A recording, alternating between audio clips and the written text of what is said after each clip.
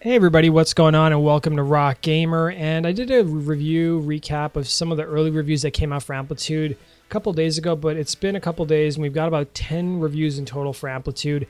And I did get the game 3-4 days ago, so I have been playing it over the past couple days, so I'm going to give you guys my impressions too. And according to Metacritic, the game right now has an overall rating of 76, which is, pretty solid for the game, I have to say, based on 10 reviews. There's been 5 positive reviews and 5 mixed reviews. There's been no negative reviews, thankfully, for the game. And let's look at what some of the reviewers are saying about Amplitude. I've noticed a lot of the same kind of stuff has been said about the game. Like, a lot of the critics like the same stuff about the game, but they also don't like the same stuff as well. So let's talk about one review from Destructoid. So Destructoid gave it 65 out of 100. They praised the gameplay. They said it was great, but they said they did not like the track list.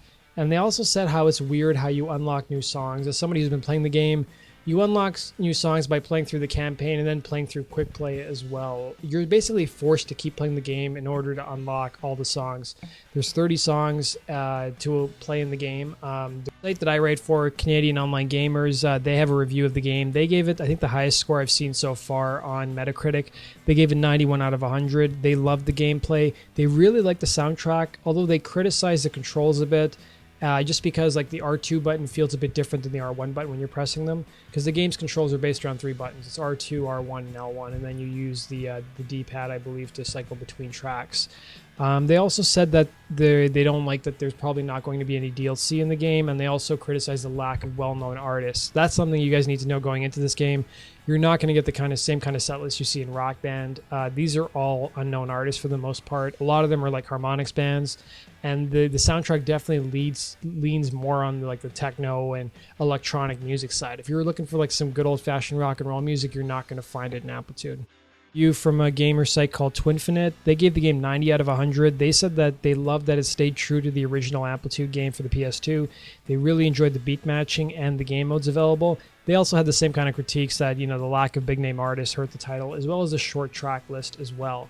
And I'm going to tell you guys about my impressions of the game. My impressions playing it after 4 or 5 hours. I'm going to have a full review of the game in the coming days on my channel. But I will say that as somebody who never played the original Amplitude or Frequency, I can definitely see why it was critically acclaimed back in the day. It's a super addictive game.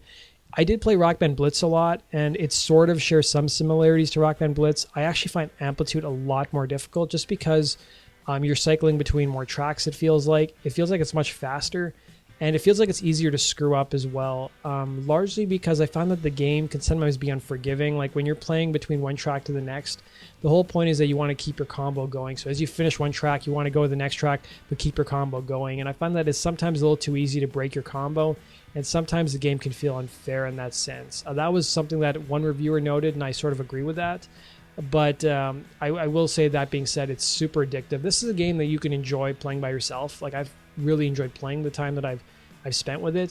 For those of you who haven't played Amplitude or Frequency but who've played Rock Band Blitz, the big difference between Rock Band Blitz and Amplitude is that I've noticed that there's only one difficulty in Rock Band Blitz.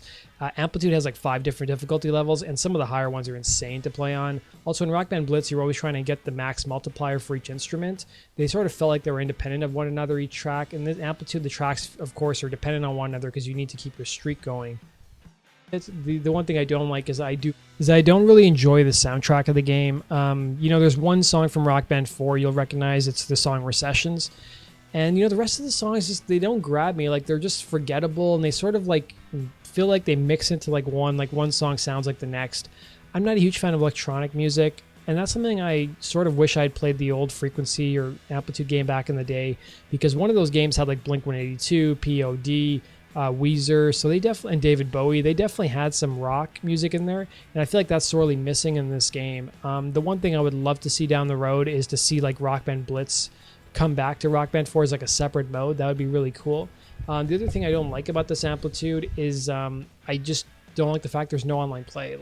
It's really hard to get 4 people that I know who are actually still into rhythm games to actually play in the same living room. But the nice thing about online play is if you can't find those people, you can always go online and find people to play with. And the other thing I've noticed with the game is that I don't think there'll really be any DLC supporting the title once it comes out.